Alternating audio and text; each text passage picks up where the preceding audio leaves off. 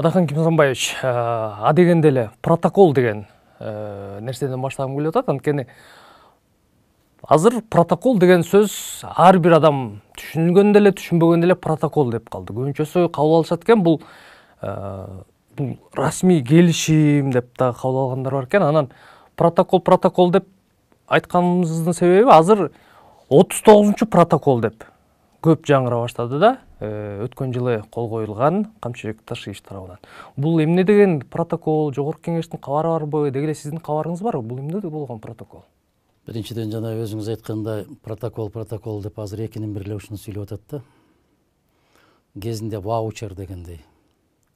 Кезинде ваучер берет экен десе, ваучер деген бул эмне экен деп таң калышчу да. Көрсө бул баягы көз моюнчулук эле кагаз болгон экен. Андан кийин эми 2 жылдан бери ковид деп койду эле, ковид деп эле пандемия деп, пандемияны билгени да, пандемия дегенди билбегени да ушундай деп сүйлөп баштады. Соңку кездерде эле пандемия деген сөздү адистер дагы туура айтып баштады да. Анан тажылуу вирус дешип, ошол сыяктуу эле азыр Кыргызстанда өтө катуу дүң болуп аткан сөз бул протокол деген сөз. Кээ бир белгилүү себептердин негизинде бул сөз абдан мындай бир көкөлөп көккө учуп кетти. Протокол деген бул партиянын ичиндеги жыйындарда дагы протокол түзүлөт. Айылдык жыйындарда дагы, көчө жыйындарында дагы 2 киши олтуруп алып келишим түзсө дагы ошону мындайча айтканда протокол деп айтып койсок болот. Кыргызда протокол деген конок тосуп алуу, кудалыкка баруу, күйөө баланы тосуп алуу, же кызды чыгарып коюу дагы бул протокол менен жүргөн. Бул не деген сөз? Кандай тосулат? Кудалар кантип келет? Кулдугум бар деп кандай ийилет? Ким сөз айтат? Ошонун баарын протокол деп коет. Бир сөз менен айтканда баскан турганын баары протокол. Эми баягы 39 протокол боюнча айтып атасыз. Эми 5 протокол бул Мадумаровго таандык болуп 5 протокол деп эле сайрап атып, эми 39га көчтү. Ал протоколду мен көрө элекмин. Бүгүн жыйын болот.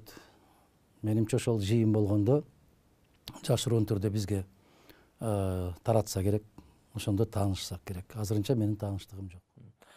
Социалдык тармактарда бул 39 протокол варухка жол берүү, коридор берүү деп дагы аябай маалымдоо каражаттарын айрымдар дагы жазып атышат.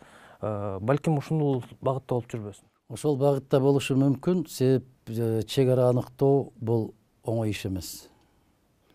Ал кандай деңгээлдеги келишим болду, кандай деңгээлдеги протокол, себеп протоколдордун өздөрүнүн түрлөрү бар. Жумушчу топтун протоколу болот, жумушчу протоколу болот, расмий протоколу болот, өкмөттөр аралык протоколу болот, мамлекеттер аралык протоколу болот. Анан ошонун кайсы деңгээли? Эгерде жумушчу протокол болгон болсо, андай протоколдор 10-доп, 100-деп кол коюлат. Ал эч кайсы тарапты эч кандай милдеттемеге моюн сундурбайт. Ал юридикалык күчкө ээ болбойт. Өкмөттөр аралык протокол болот. А эгер өкмөттөр аралык протокол болсо, ал дагы келип парламентке кирүү керек. Мына өткөн жуманын аягында биз Күвейт өнүктүрүү фонду менен Кыргыз мамлекетинин ортосундагы протокол болду. Мен баса белгилейм, Кыргыз өкмөтүнүн эмес, Кыргыз каржы министринин эмес, Кыргыз жетекчилиги менен эмес, Кыргыз мамлекетинин атынан Күвейт өнүктүрүү фонду менен протоколго кол коюлган экен. Бизге белгилүү каражат бөлүп берүү, Ысык көлдүн айлампа жолун куруу боюнча.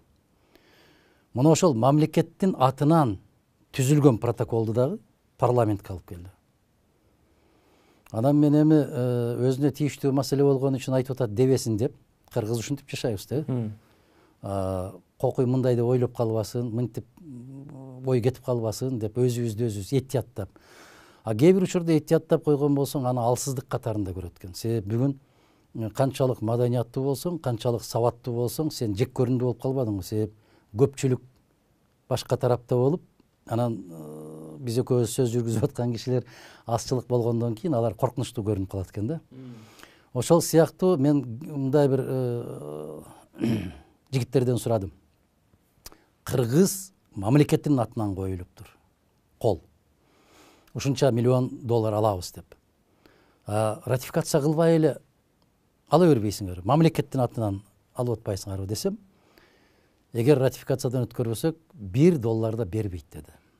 Себеп эл аралык укук талаасында ушундай да, элдин өкүлү болгон парламент жактырмайынча бир да эл аралык келишим күчкө ээ болбойт. Ошол сыяктуу эми 39 болобу, 41 болобу, канчанчысы болсо ошончосу болсун, парламентте талкууланып, парламенттин добушун албагандан кийин ал протоколдордун баары азырынча толук кандуу күчкө ээ деп айтуу мүмкүн эмес.